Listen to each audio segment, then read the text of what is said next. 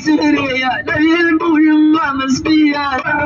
عمرك لا تقولي مشكية خلك منا جابي ما عاد في محل علي المعنى وحل بيك انت يعني منا في حالة جايب المليون نريدي مولى ندعي ويسمع لي مولاي من رهدنا بيني تايم طبيب العلا قولوا مولا يا مولا والله مولا راني بالناس امر ما ليلى